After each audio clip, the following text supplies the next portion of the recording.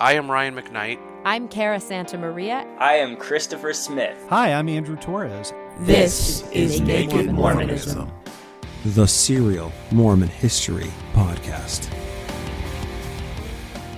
We saw something interesting happen in last week's episode. When Hiram sidekick Abiff Smith got up and announced that he had received a revelation that the Mormons should vote for Democrat Hoge, William Law stood up in an act of defiance and insubordination and told the Mormons that they should vote with Joe's pick, the Whig Cyrus Walker, because the prophet knows the mind of God better than the patriarch of the church.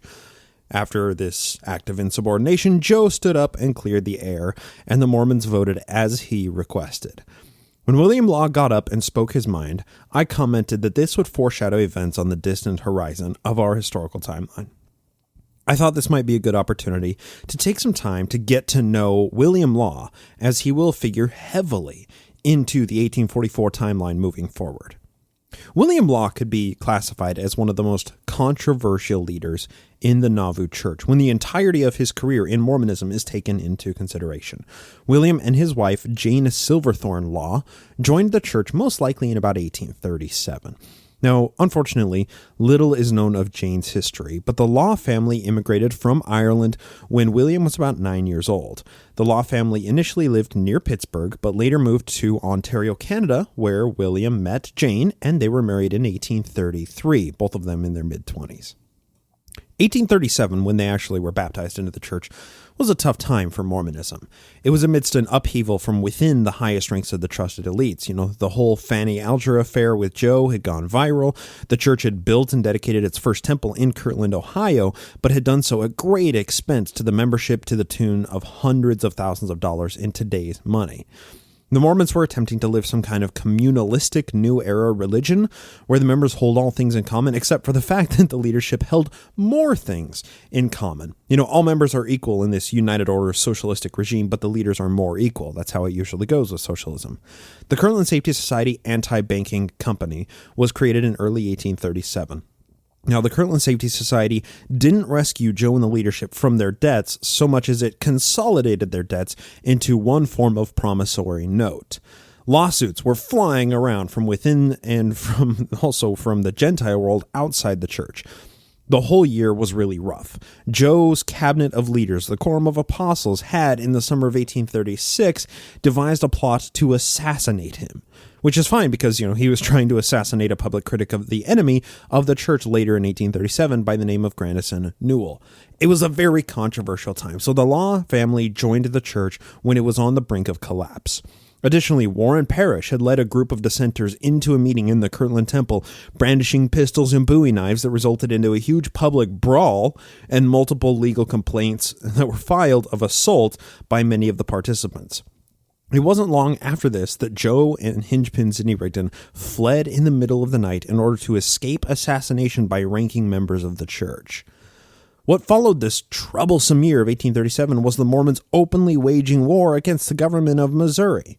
Well, the Law family missed out on this controversial time of Mormon history. They were still living in Canada as active members, just hearing about all of these scandals and outrages through newspapers and through friends in the church. When the Mormons relocated to Illinois after the Missouri Mormon War, the Law family moved to Commerce, which later became Nauvoo, in mid-1839. The first time William Law really makes his appearance on the scene is in an official capacity was in the first major revelation that was crafted in Nauvoo, what's known today as Doctrine and Covenants section 124. Verse 82 of 124 commanded William Law by name to purchase stock in the Nauvoo House Association, which we've discussed that extensively, but it was basically what Joe conceived of to become the Mormon Ritz in Nauvoo. 15 verses later, D&C 124 reads as follows, quote, "Let my servant William Law also receive the keys by which he may ask and receive blessings. Let him be humble before me and be without guile. And he shall receive of my spirit, even the Comforter, which shall manifest unto him the truth of all things, and shall give him in the very hour what he shall say." End quote. And then later in verse 107, it reads, "Let him assist my servant Joseph, and also my servant William Law assist my servant Joseph in making a solemn proclamation unto the kings of the earth, even as I have before said unto you." Yeah, calling on William Law to be, somebody who could electioneer for Joseph Smith. Finally, verse 126, William Law is called to an important office. Quote, I give unto him, Joseph Smith, 4 counselors, my servant Sidney Rigdon, and my servant William Law, that these may constitute a quorum and first presidency to receive the oracles for the whole church. End quote. This passage put William Law on the same level of church authority as Hinchman Sidney Rigdon. So to say that William Law was a Nauvoo elite by this time would be, overselling the office of elite. He was one of Joe's closest counselors and advisors in the church.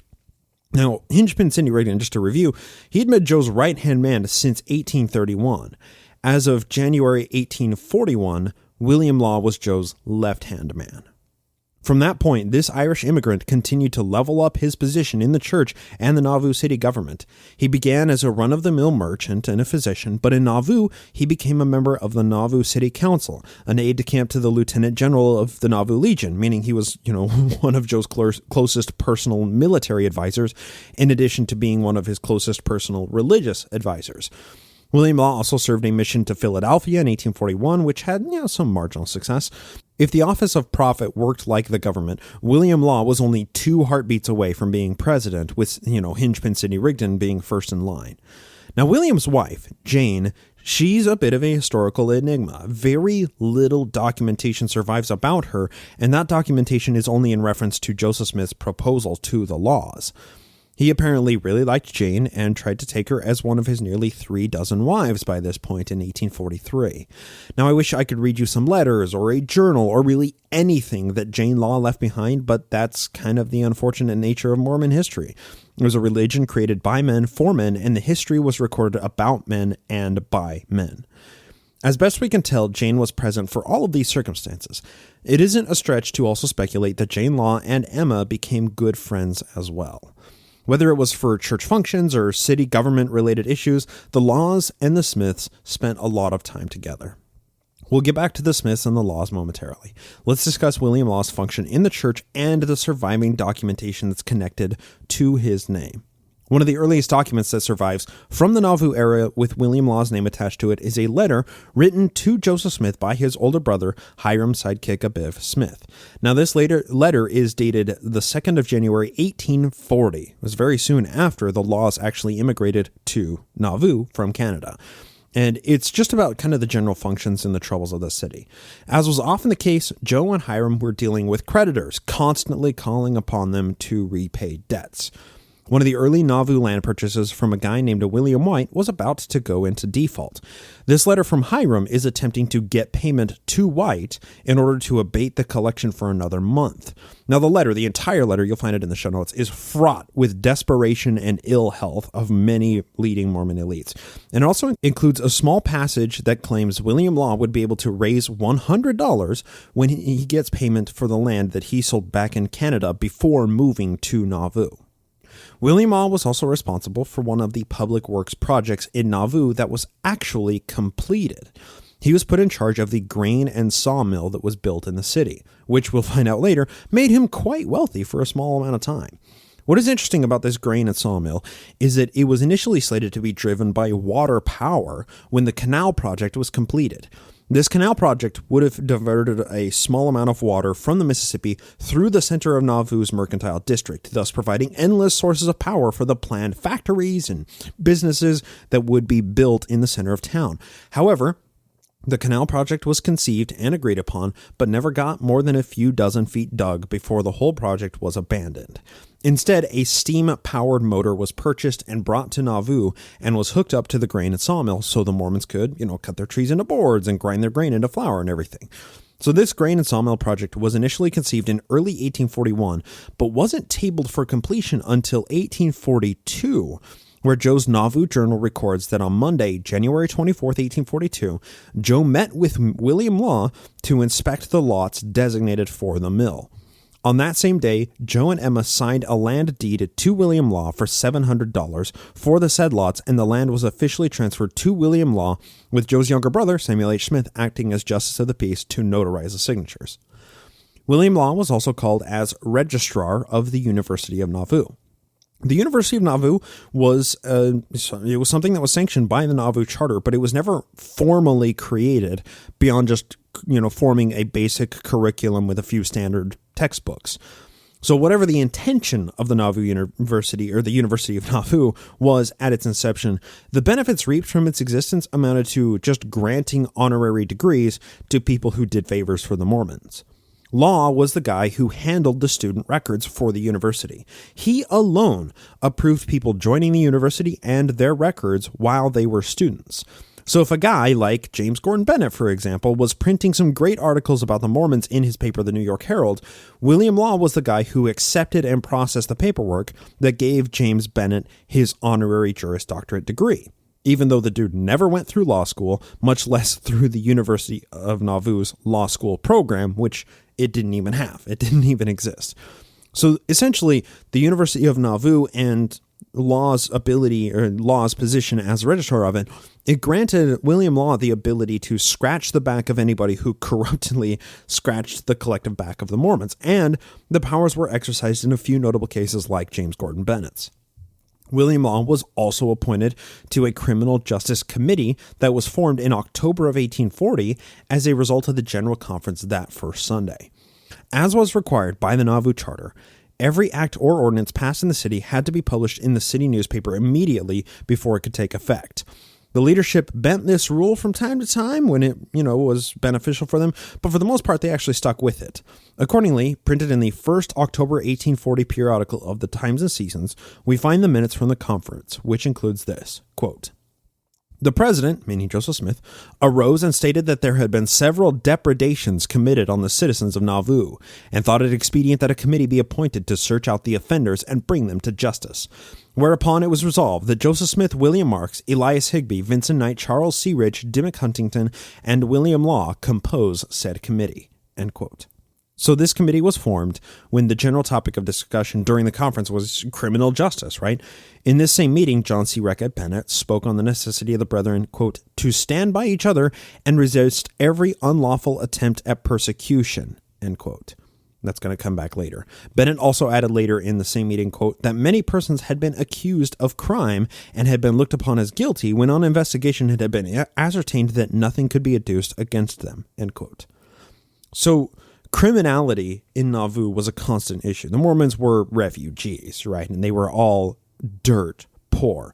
So criminality in Nauvoo was constant, and it was an issue that could never really be controlled. But John C. Reckitt Bennett attempted to instate some forms of checks and balances with the criminal underground in Nauvoo by proposing a motion to, quote, "It was resolved that no person be considered guilty of crime unless proved so by the testimony of 2 or 3 witnesses," end quote.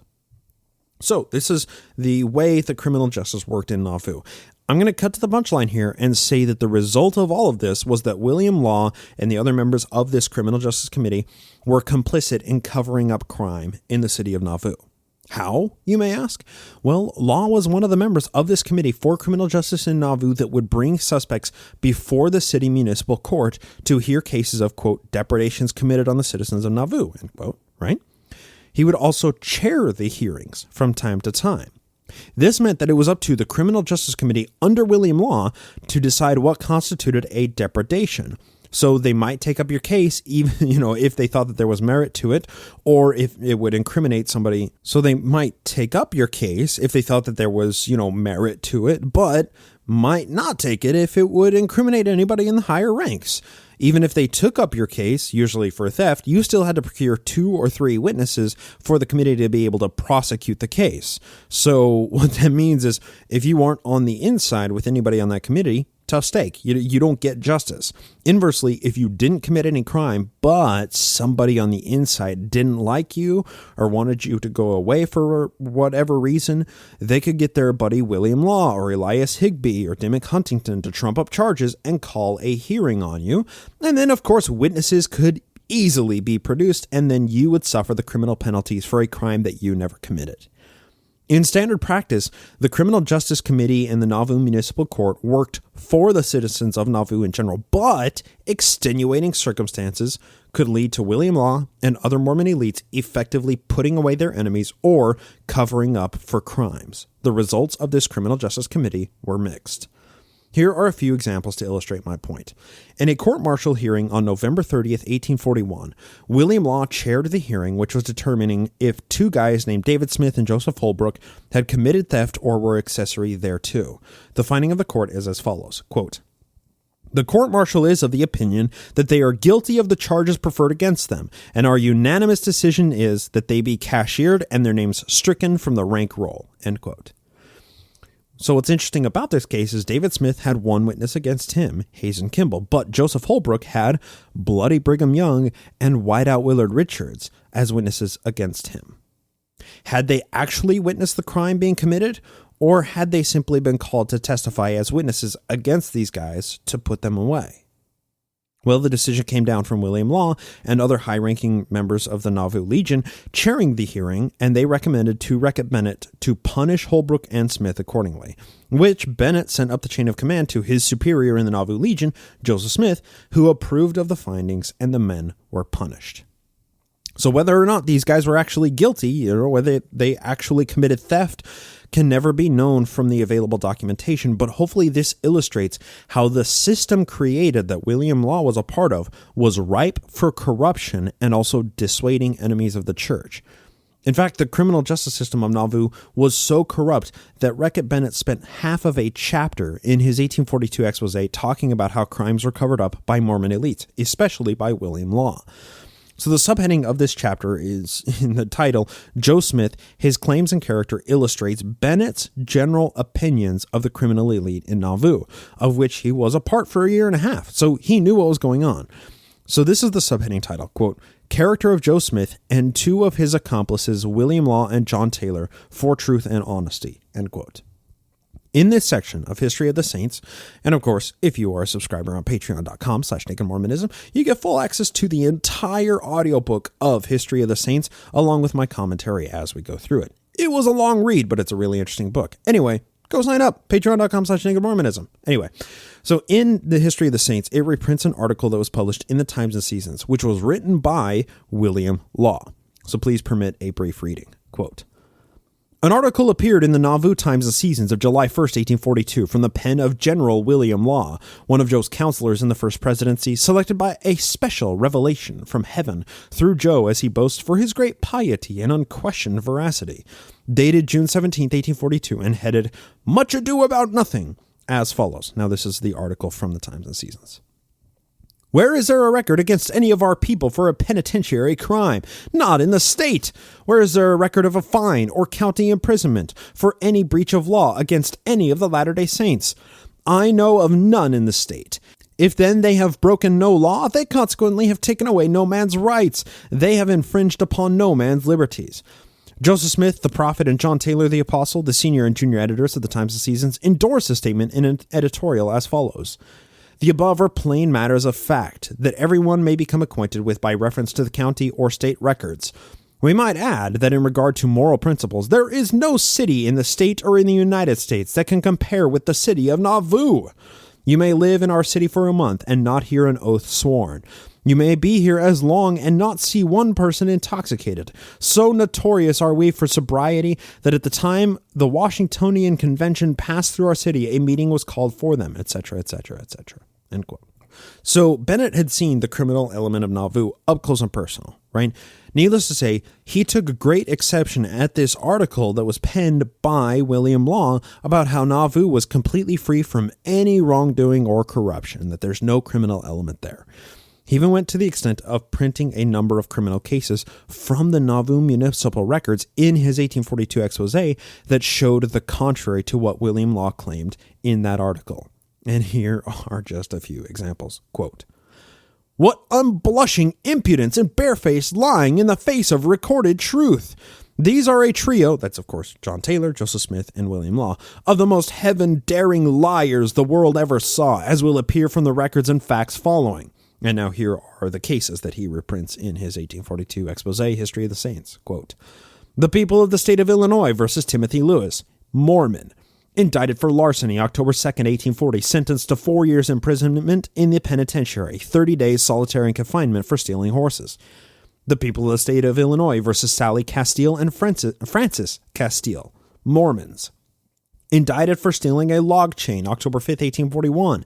These defendants were convicted by a jury of Hancock County for the above theft. New trial granted. The venue changed to McDonough, where no witnesses appeared, and they were discharged. The people of the state of Illinois versus blank Johnson, Mormon, arrested for stealing, escaped from the officers.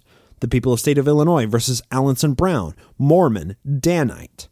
In jail under process for McDonough County for stealing and for murdering a man by stabbing in Hancock County. The people of the state of Illinois versus blank Gear, Mormon. In jail for incest and rape on his own daughter, end quote. You get the idea, right? So after that passage, Bennett's book prints more than a dozen public complaints filed against various Mormons for criminal conduct, all of which were never prosecuted under William Law's direction. And then he wraps with saying, quote, hundreds of cases might be enumerated, but the above will suffice, end quote. William Law was part of this criminal justice machine that could send innocent dissenters to prison on false witness testimony and let the guilty roam free if the church got its share of the spoils. Not only was Law complicit in the criminal aspects of what happened in the shady alleys of Nauvoo, but he participated in the propaganda campaign to cover up these criminal activities in the kingdom of the Mississippi. To hear his own version of events, as we will very soon, Law attempts to completely scrub his own name from any wrongdoing, but make no mistake, he was complicit in a lot of what was going on in Nauvoo. During William Law's time in high-ranking offices within the church, Nauvoo government, and the Nauvoo Legion, he was highly favored by the prophet. While Joe was in hiding to escape arrest, he recorded in August of 1842 a series of visions that he received. Dreams is probably a better word for what's recorded. So he talks about his loved family. He talks about his wife Emma and how, quote, many were the reverberations of my mind when I contemplated for a moment the many scenes we had been called to pass through. The fatigues and the toils, the sorrows and sufferings, yet she is here undaunted, firm and unwavering, unchangeable, affectionate Emma, end quote. In the same recording, he then saw his visions of his brother, Hiram, a natural brother with a faithful heart. When he received these visions, Joe was on the small island between Montrose on the Iowa side of the Mississippi and Nauvoo on the other side. He was hiding out from the law. A group of the most highly trusted Mormon elites of, the who's who of the ultimate Mormons, they visited the prophet in his little rat hole, away from view of the constables, then staying in Nauvoo, waiting to capture Joseph Smith. Whatever happened that night is reflected fondly in Joe's reminiscences, but he wasn't kind enough or graphic enough to leave behind any description. Quote, my heart was overjoyed as I took the faithful band by hand that stood upon the shore, one by one. William Law, William Clayton, Dimmock B. Huntington, George Miller were there. The above names constituted the little group. I do not think to mention the particulars of the history of that sacred night, which shall forever be remembered by me. But the names of the faithful are what I wish to record in this place. These I have met in prosperity, and they were my friends. I now meet them in adversity, and they are still my warmer friends. End quote. Something happened, though. 1841, William Law and Joe were such good friends that Joe called him to be a counselor to the church presidency. 1842, Joe considered him to be one of his warmest friends, who met him in this time of need when Joe was hiding away from the law. In 1843, William Law is openly subverting public declarations by Joseph Smith about who the Mormons should vote for. In February of 1844, the Council of 50 Minutes say, this is amazing, quote, this is from Joseph Smith, I know it by the Spirit of the Holy Ghost, there is no man or woman can be saved upon any other principle than polygamy, of course, for what we don't save in this probation must be saved them in another, and William Law and Robert D. Foster will never get out of hell until Joseph Smith unlocks it for them, end quote. By May of 1844, William Law was excommunicated from the church and was the primary author of the Nauvoo Expositor. The Nauvoo Expositor was a printing press and the periodical that Joe commanded the city marshal to burn to the ground, which led to Joseph and Hiram Smith being arrested, being taken to Carthage jail, which ended in their untimely demise. 1844 was an even more controversial time for William Law. He was excommunicated by Joseph Smith, appointed by his group of dissenters to replace Joseph Smith as president of the church. All of this just 2 months before the Nauvoo Expositor and the Carthage shootout. So what happened? How did this relationship sour in such a relatively short amount of time? What did Joe do to stop William Law from exposing him when William Law came to learn some details and aspects of Joseph Smith that made him uncomfortable? For further information on this, we need to turn to a few antagonistic sources. One contemporary secondhand and one very late but firsthand. First, the contemporary source, Joseph H. Jackson's 1844 expose. And we'll get into the second source. Like I said, it's a very late source from the 1880s, but it's firsthand. It's from William Law himself. The first source, the contemporary 1844 expose. Joseph Jackson was the guy who joined the Mormons, got on Joe's good side, and then was sent on a mission to Missouri to break Pistol Pack and Porter Rockwell out of prison. It's a mission he failed, but Porter Rockwell was there in prison because the state suspected that he had pulled the trigger and tried to kill, former Governor Lilburn Boggs. So Joseph Jackson discusses William and Jane Law extensively in his expose because he published his expose just 2 months after the Carthage shootout, and the Laws figured so heavily into the causes which led to the Carthage shootout. Jackson begins with talking about the Laws in early 1844. This is a bit of a long read, but trust me, it's well worth it. So please bear with me. And for the rest of this episode, we're going to have a few long readings, but they're all infinitely fascinating for what they reveal about Nauvoo history. And, you kind of have to take all of these things together in order to form a more holistic perspective of what was going on. Of course, you'll find a link to Jackson's entire expose in the show notes, along with copies of everything that I'm reading from today. Beginning with Joseph Jackson's expose. Quote, "It was shortly after the adventure I have above related, this 15th of January, 1844, that Joe informed me in conversation that he had been endeavoring for some 2 months to get Mrs. William Law for a spiritual wife. He said that he had used every argument in his power to convince her of the correctness of his doctrine, but could not succeed. I then asked him how he dare preach such doctrines to virtuous and well-meaning females in the name of the Lord, and in relation to the particular course he was pursuing towards Mrs. Law, I remarked that it astonished me to see him profess so great friendship for Law, while at the same time he was endeavoring to destroy his happiness by the seduction of his wife. To this he replied that Law was trying to seduce Emma, that he was determined to beat him. I then asked him if Emma knew of his having so many spiritual wives, to which he replied that she did, and was knowing to every act of his life, and believed she was the most virtuous woman on earth, and that she even would not be true to him if she could get a chance. But, said he, I watch her close and mean to, so long as I live. I then asked him if he could blame Law if he should seduce Emma. He seemed to think that Law would not do such a thing. I then reminded him that he had just said that Law had tried to seduce Emma in order to justify his own proceedings with Law's wife, but that now he contradicted himself by expressing so much confidence in Law. To get out of this dilemma, he said that the truth was Emma wanted Law for a spiritual husband, and that she urged as a reason that as he had so many spiritual wives, she thought it but fair that she should at least have one man spiritually sealed up to her, and that she wanted Law because he was such a sweet little man. Sweet little man is in quotes there. Now that's an interesting quote. Let me briefly pause before reading the rest of this passage. That's an interesting quote because it's often used that, Emma was trying to get together with William Law because he was such a sweet little man. This is the only place that this occurs is in the Joseph Jackson expose, but it's coming not only from an antagonistic expose in 1844 after the death of Joseph Smith, but also from reported by somebody who was antagonistic through Joseph Smith in order to explain how what he was saying wasn't a lie. So Joseph Jackson caught Joseph Smith in a lie. Joseph Smith said, well, it's actually because, Emma wants to take William Law as a spiritual husband. So needless to say, there's a bit of controversy surrounding that quote, that sweet little man quote. Let's continue. He then tried to persuade me to aid him in his purposes on Mrs. Law, and said that he would employ any stratagem in order to accomplish his object, and went on to say that he and Emma had both tried to persuade her of the correctness of the doctrine, but that she would not believe it to be of God. Now, whether or not Emma actually approached Jane Law and said, hey, we should do this, we can't know, right?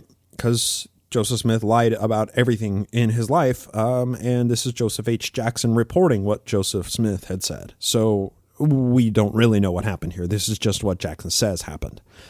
I told him that he must carry the plot himself, for I would have nothing to do with such things, but remarked that if all parties were agreed, that he and Law had better swap wives. To which he replied that that was all Emma wanted. For the purpose of effecting his object, he got up a revelation that Law was to be sealed up to Emma, and that Law's wife was to be his, or in other words, there was to be a spiritual swap. Joe had never before suffered his passion for any woman to carry him so far as to be willing to sacrifice Emma for its gratification. But in this case, no doubt, the object was the more prized because of the difficulty of procuring it. End quote. So, like I said, there are some issues with Jackson's expose. This is a contemporary, antagonistic account published during the most heated time of early Mormon history, the wake of Joe and Hiram's deaths during the largest schisms crisis the church ever saw. This is a highly disputed claim made by Jackson, but he wasn't the only person to level the allegation that Joe was attempting a wife swap, as they called it, with William Law, and proposed the idea of this cross-sealing, basically. Now, we discussed the possibility of this in our episode about the context of Doctrine and Covenants, section 132, the polygamy revelation. That's episode 149, if you want a refresher. So, it's not necessarily out of the realm of possibility, but the historical model that includes those things, let's just say that there are possibly some issues with it. What is interesting is that Joseph Jackson documents William Law learning of the practice of polygamy, and it seems to mark the shift from Joe and Law being buddies to Joe and Law being enemies. It's very fascinating. It also documents Joe's reaction to being caught by William Law in something that Law wouldn't go along with. It's all very interesting and quite revealing. Here we go. Quote, William Law had frequently heard of the spiritual wife doctrine from the Gentiles, but he, not having heard such doctrine taught by Smith, set it down as a slanderous persecution against the church. When, however, this new revelation was made known to him, his eyes were open, and at once he indignantly rejected the doctrines as not of God, but of the devil. Such was his vehemence and indignation that it became apparent to Joe that he had presumed too much on Law's faith, and that it would be idle to attempt to stuff him with the doctrine. There was no alternative, therefore, for Joe but to destroy Law's influence, and therefore a great bustle was raised and Law cut off from the holy order. This placed Law, who was particularly sensitive, in an awful dilemma, and so powerfully did the frequent lectures he received work upon his nerves that I entertained serious apprehensions that he would become crazed.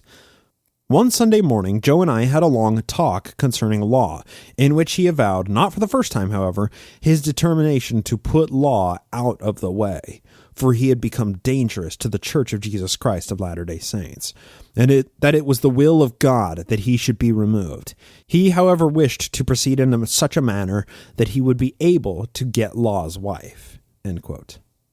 Then Jackson's expose goes on to detail how Joe set up the Nauvoo City Police on a night watch in order to catch William Law with his guard down, but it never worked. Then Jackson goes on to say this, quote, Not only was his design to remove William Law, but also William Marks.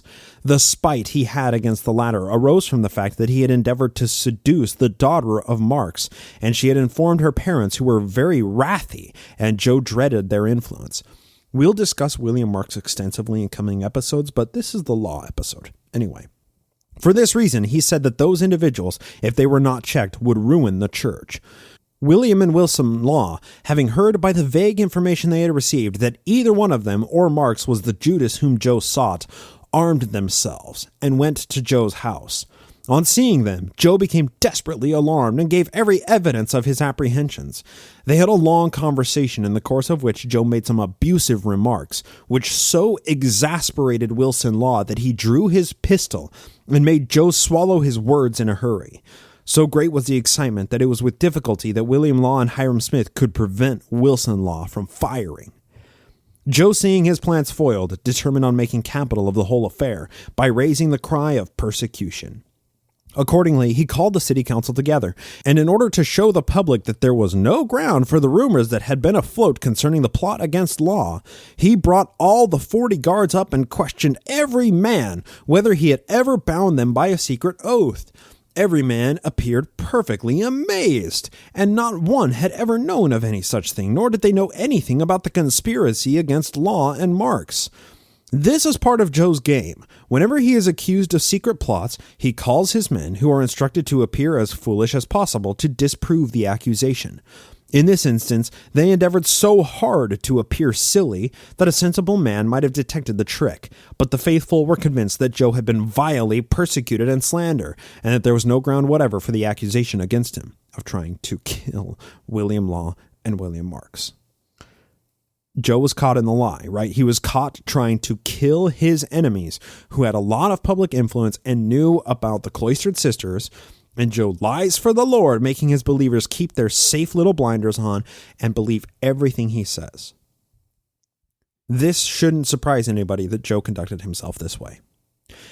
Now, it should be noted, kind of shifting gears here, what we're about to discuss includes vehement denials that an agreement ever occurred concerning wife swapping, as they called it, from William Law himself, and a further corroboration from William's surviving son, who was a justice of the peace at this time of the interview. Now, there are a few ways to interpret the documentation that we're about to read. As is quite common with those who attempted to expose Joseph Smith and the salacious realities of Mormonism, Jackson attempted to scrub his own name of any wrongdoing in his expose that we just read. Similarly, William Law attempted to do the same. After he published the Nauvoo Expositor and the Carthage shootout happened, William Law tried to do everything in his power to leave the whole of Mormonism behind. In fact, in an 1887 letter that Law wrote to Wilhelm Wymettle, he seemed surprised that anybody would want to track him down and interview him about the Nauvoo controversy because he'd done his best to leave the chapter of Mormonism of his life closed. He said, quote, "You say it is very important to you to know if I am the Law who played such an important part in the Nauvoo events of 1843 and 44. I am unfortunately the one. I cannot see how you are at all interested in my identity, for I assure you I have retired forever from the Mormon controversy. When I left Nauvoo, I left Mormonism behind, believing that I had done my part faithfully, even at the risk of my life, and believing also that the expositor would continue to do the work it was intended to do." End quote. So now to the accusation directly that there was some kind of agreement between Joe and Emma with William and Jane. William says this, speaking to Wilhelm Wymettle's book, where he read the accusations of the wife-swapping proposal. Quote, "On page 108, you speak of swapping wives and state that you have it from one who knows. Now let me say to you that I never heard of it till I read it in your book. Your informant must have been deceived or willfully lied to you. Joseph Smith never proposed anything of the kind to me or to my wife. Both he and Emma knew our sentiments in relation to spiritual wives and polygamy, knew that we were immovably opposed to polygamy in any and every form. That we were so, subsequent events proved. The story may have grown out of the fact that Joseph offered to furnish his wife, Emma, with a substitute for him, by way of compensation for his neglect of her, on condition that she would forever stop her opposition to polygamy and permit him to enjoy his young wives in peace and keep some of them in her house to be well treated, etc. There it is. Vehement denial that there was ever any proposal of the wife swapping, that he didn't hear about it until he read it from Wilhelm Wymettle's 1886 book, which led to him writing this letter in 1887. Vehement denial, and then saying, "Oh, but maybe something happened. Okay." I love it. So once again, just like in the Jackson expose, he scrubs his own name from any wrongdoing, and here in this letter to Wilhelm Wymettle, William Law seems to be doing the same. That's my way of interpreting the documentation. He continues, "The great mistake of my life was my having anything to do with Mormonism. I feel it to be a deep disgrace, and never speak of it when I can avoid it. For over 40 years, I have been almost entirely silent on the subject, and will so continue after this." End quote. But William Law wasn't entirely silent on the subject. He exchanged 2 more letters with Wilhelm Wymettle and then eventually agreed to sit down and be interviewed by Wymettle. These 3 letters and Wymetal's interview of William Law are some of the most crucial documents historians have access to concerning Nauvoo Mormonism and character sketches of prominent figures in the movement. William Law, in the late 1880s, was in his late 70s. And of course, he was quite biased against Mormonism, right? And his ever being affiliated with the religion. So he regarded this time in Nauvoo with dark and unpleasant memories, coloring his entire perspective of this chapter of his life in a black cloud of depression. But at least his memories are vivid. So let me read a little snippet from his second letter, so you can see why his character sketches are so important for historians, as well as some of the only biographical information that survives about Jane Law, William's wife, who was kind of the center of this controversy, right? Quote, "My wife, at an early day," I assume this is in probably early 1844, I'm not sure, "burned up the Book of Mormon and the Doctrine and Covenants. She said no Mormon work could find a place in her house. We have lived down a great measure of the disgrace following our unfortunate association with the Mormons. We committed a great error, but no crime. This is my consolation, that we only erred in judgment." That kind of offers an interesting window into William Law's mentality here, isn't it? We committed error, but no crime. That's how he consoles himself, that we only erred in judgment, as if excusing the fact that he was covering up crimes and prosecuting people who were innocent in Nauvoo. "I said that in your book you spoke rather favorably of my brother and myself. Of my wife, however, your remarks were far from flattering. She, were she living, would consider them insulting. You said she was much admired and desired by Smith, that Smith admired and lusted after many men's wives and daughters. It is a fact, no doubt, but they could not help that. They, or most of them, considered his admiration an insult and treated him with scorn. In return for this scorn, he generally managed to blacken their reputations. See the case of your friend, Mrs. Pratt, a good, virtuous woman. My wife is dead over 4 years, and a truer, purer, more faithful wife never lived. My brother Wilson is also dead these 10 years. He stood by me in all my troubles at Nauvoo, risking his life, defying the destroying angels and all the rest of them. You would not wonder, then, that the reputation and memory of such a wife and such a brother should be as dear to me as life itself.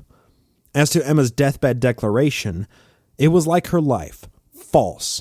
That deathbed declaration, that's Emma's last interview that she gave on record, that polygamy never happened. That advocates, anti-polygamy advocates, people who think that Joseph Smith never practiced polygamy, often cite as like the smoking gun documentation that polygamy never happened. It came right from Emma's mouth late in her life, deathbed declaration. But of course here, William Law says it was like her life, false. He continues.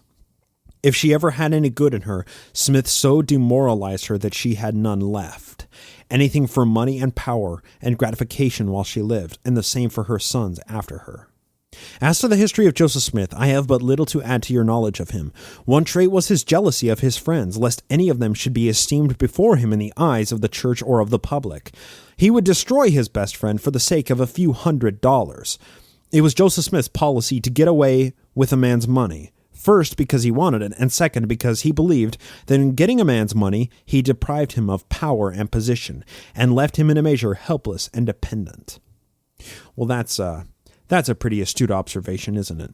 Joseph Smith, for 2 reasons, would destroy his best friend for the sake of a few $100s. First, because he wanted the money from them, and second, because once a person was deprived of money, power, social acumen, they were helpless and dependent on Joseph Smith and the church. Yeah, that was a pretty general theme throughout most of Joseph Smith's life. It's interesting to see that William Law is calling it out that was cognizant in Joseph Smith's mind. It wasn't just second nature or subconscious. He continues. He was a tyrant, self-exaltation and gratification of his grosser passions with an entire disregard of others' rights, and of all morality led to his destruction at last. Hiram Smith was as evil as Joseph, but with less ability. He had, I think, a little more caution. Joe had a wonderful memory. Hiram was short in that, was a very poor public talker, but a pretty good secret worker. Sidney Rigdon was very close. I could never fairly understand him. While I knew him, he appeared like a disappointed man, very retired in his ways. He professed to be a great biblical historian. He was an eloquent preacher. I can hardly think he intended to be a bad man, would be leader if he could. Bennett was a scoundrel, but very smart. I never became closely acquainted with him. Joseph thought he was using him, and he was using Joseph. They were a bad pair. John C. Rickett Bennett wrote out the Nauvoo Charter and was perhaps the one who got it granted. It was a wonderful charter, gave too much power. It was a curse to the Mormons. The Higbee boys, or young men, were strong supporters of the Smiths until the death of their father.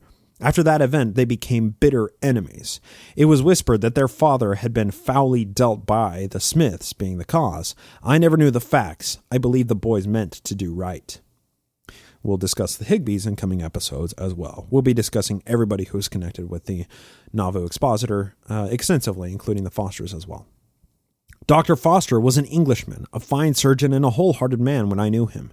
He was zealous in the cause until he found out the wickedness of the Smiths and other leaders. He stood by me faithfully throughout our troubles, left Nauvoo with me, and remained near me for more than a year. His family and mine being close friends. He afterwards moved south, and I lost track of him. I never knew much of Orson Pratt, as he was off on missions most of the time that I was in Nauvoo. Brigham Young was a deep, quiet, wicked man, kept his thoughts mostly to himself. I never understood him." End quote. So that whole passage is crucial to providing character sketches of people with whom William Law associated on a daily basis in Nauvoo. But it also includes the denial explicitly that there was any sort of agreement between the Laws and the Smiths. Now that denial was corroborated by William Law's son after the interview that we're about to read was conducted. And this is what William Law's son, Tommy Law, said, quote, "What has been said about Joseph having made an attempt on my mother is not true. In such a case, my father would not have started a paper against him. He would have shot his head off." End quote. So, regardless of these denials, something did happen here between the Smiths and the Laws, which caused their relationship to shift so quickly. So let's read on to see what we can tease out. Now, you'll see this come through in the interview questions that we're about to read here. Once again, this is another long read, but it offers crucial information about Nauvoo Mormonism. Once Wilhelm Wymettle got the interview with William Law, he began with the hard-hitting questions first about Pistol Pack and Porter Rockwell and the whole, Lilburn Boggs fiasco, that whole issue of Porter possibly assassinating him. With that question, Law responded by telling Wymettle that Port did pull the trigger. He said, quote, "Let me tell you that Joe Smith told me the fact himself. The words were substantially like this. I sent Rockwell to kill Boggs, but he missed him. It was a failure. He wounded him instead of sending him to hell." End quote.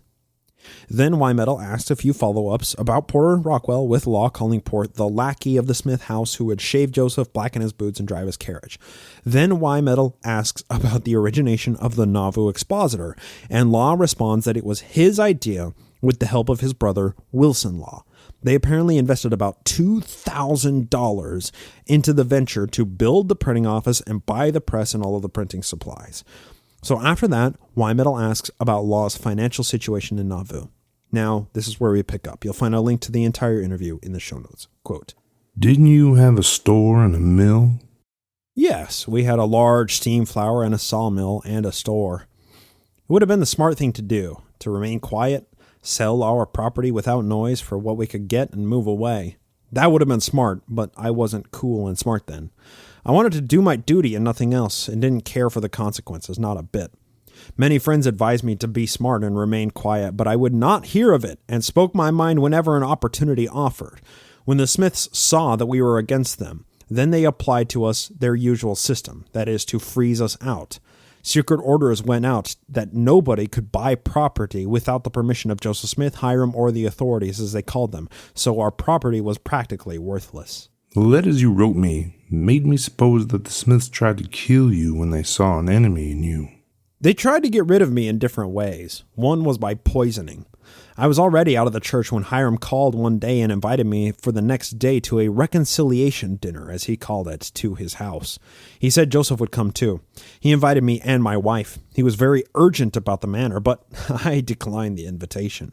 Now, I must tell you that I, in those dangerous days, did not neglect to look out somewhat for the safety of my person, and that I kept a detective or two among those who were in the confidence of the Smiths. That very same evening, on the day on which Hiram had been to my house inviting me, my detective told me that they had conceived the plan to poison me at the reconciliation dinner.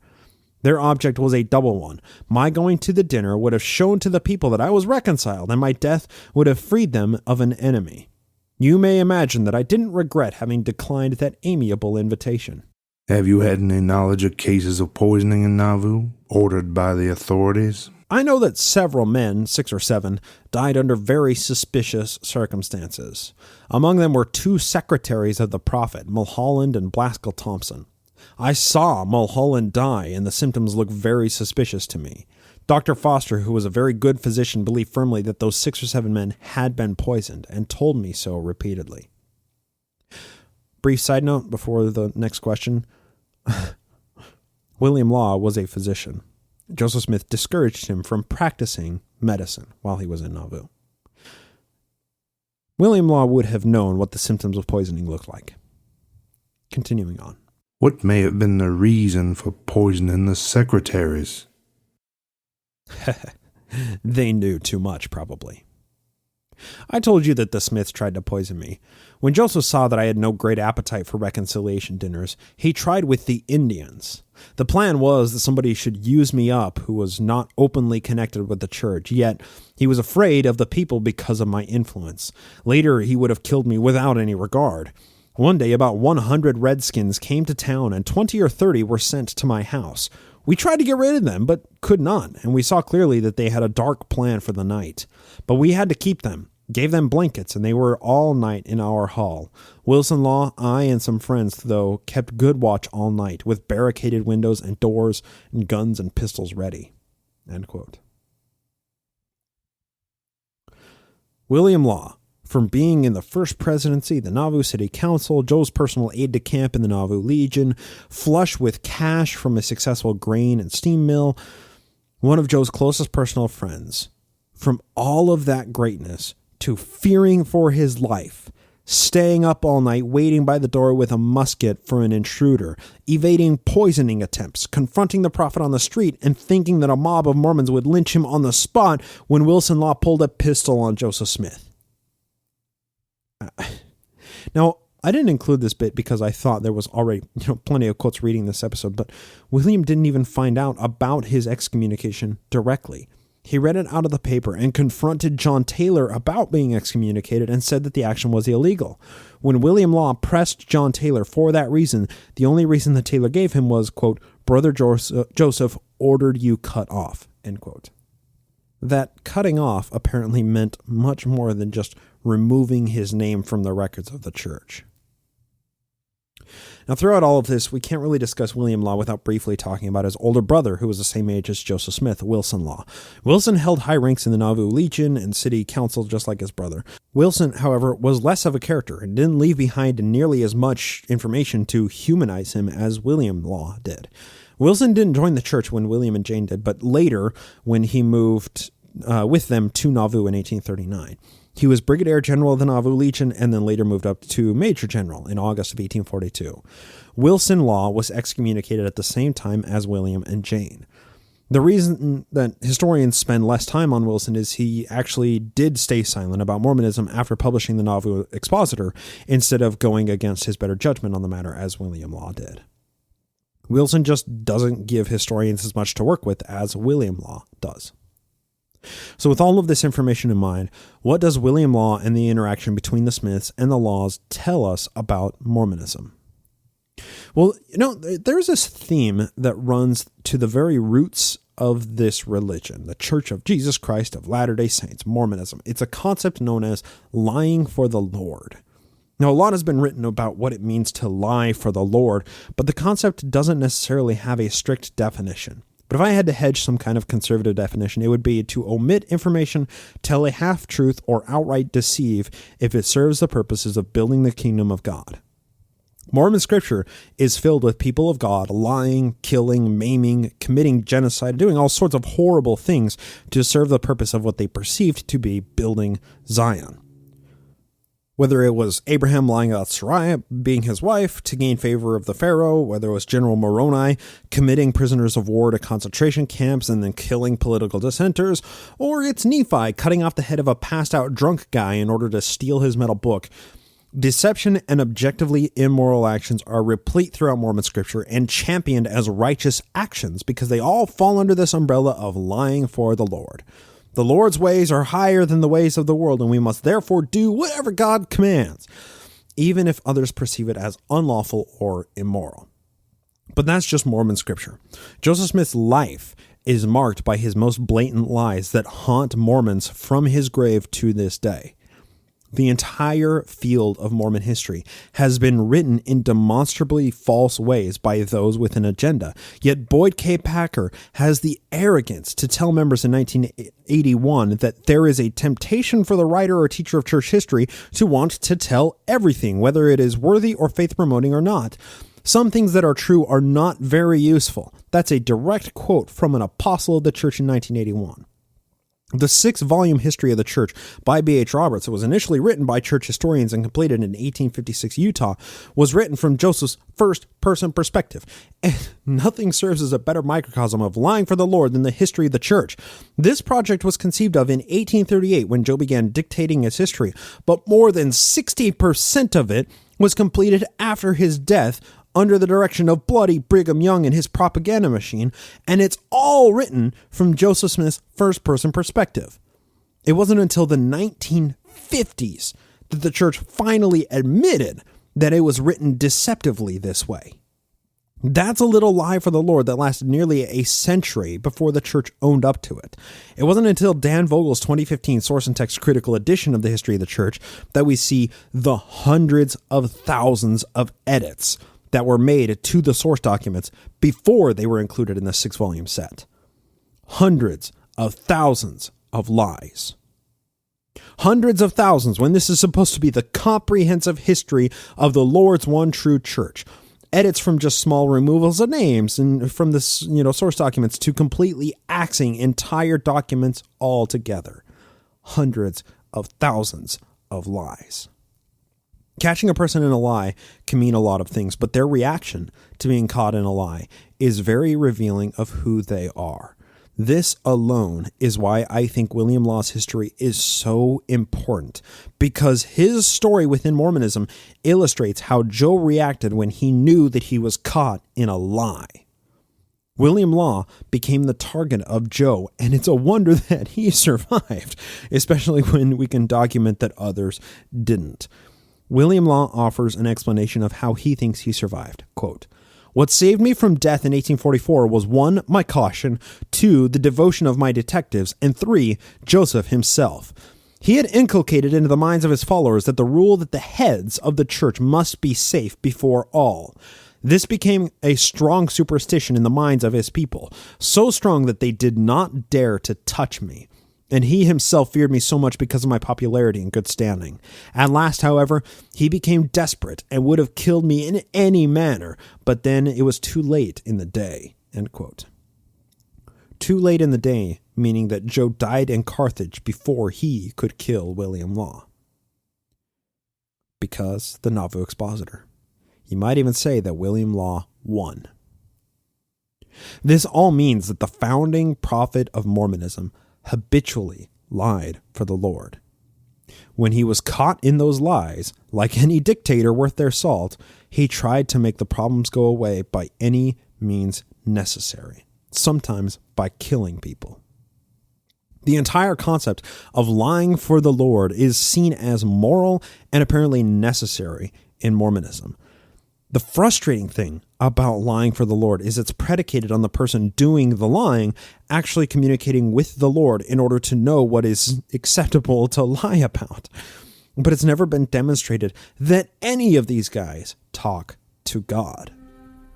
So if you don't grant the predicate, if you remove the Lord part from the lying for the Lord equation, all that remains is lying.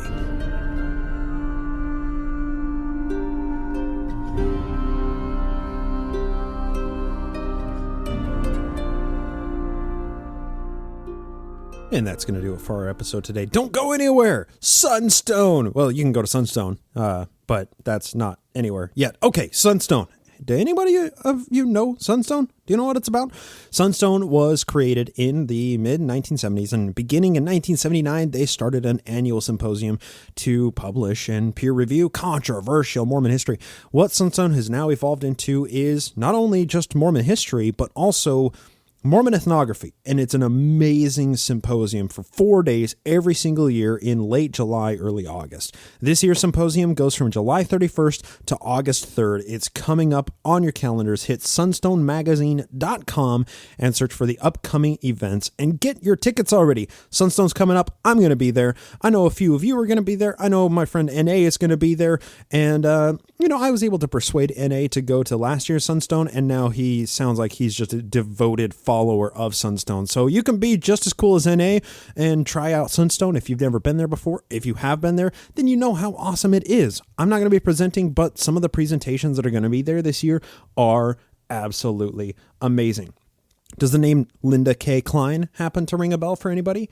Well, she wrote Pure Inside the Evangelical Movement That Shamed a Generation of Young Women and How I Broke Free, which is an award-winning book about the idea of purity and purity doctrine. She's going to be one of the keynote speakers on August 2nd at 8 p.m., and she's going to be talking about pure and the purity movements. Another panel that's going to be, and I'm really looking forward to this, is going to be Why We Stay, with panelists LaShawn Williams, Matt Jones, and Christian Kimball, and the moderator is going to be Dan Witherspoon of the Mormon Matters podcast. Sunstone is a massive diversity of different types of Mormonism all coming together to hang out for a couple days and talk about Mormonism. So if that's something that interests you, which, maybe it does, maybe it doesn't, you're listening to the podcast, so I assume Mormonism is something that interests you, you might want to check out Salt Lake Summer Symposium. This is the big Sunstone every single year. So July 31st through August 3rd, find tickets at sunstonemagazine.com, and I hope to see you there. Also, I want to thank Brian for, audio editor Brian, for conducting the interview today that you just listened to. So thanks so much for Brian and contributing your voice. Also, we have a couple of new patrons to thank over at patreon.com/Naked Mormonism. 2 new NAMO apostates. We have Bridget and Laura. Thank you both so much for pledging to support the show over at patreon.com/Naked Mormonism. I hope you enjoy all of the extra content that you and all of the patrons get over there. That is reading through their NAMO books, the NAMO Book Club. That is there's somewhat usually monthly, sometimes not monthly, NAMO Home Evenings, where we invite a special guest to come on and hang out with us for an hour and a half that patrons get an invite to join the Google Hangouts, and it gets broadcasted on YouTube for everybody to see if they would like. Just a whole bunch of other stuff. So be sure to check that out if you just can't get enough of Mormon history. The Patreon feed is where you're gonna want to find this. But of course, I think that's going to do it for our episode today. Thank you all so much for tuning in. Thanks to everybody who helps out with the show on the back end. A special thanks to Julie for running the Facebook, Twitter, and all of the social media pages. She does a fantastic job over there. And of course, I want to thank you all for hitting the download button, hitting the subscribe button. You're all here, and that means a lot to me. So I want to say thank you for lending me your ear. Hope to talk to you next time here on the Naked Mormonism podcast.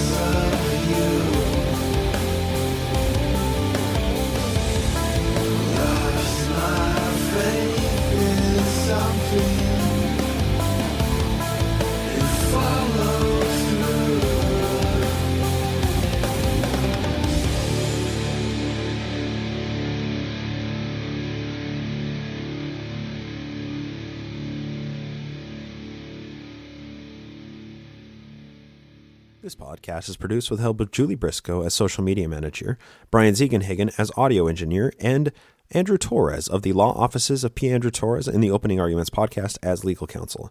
Music is written and performed by Jason Camo of aloststateofmind.com and used with permission.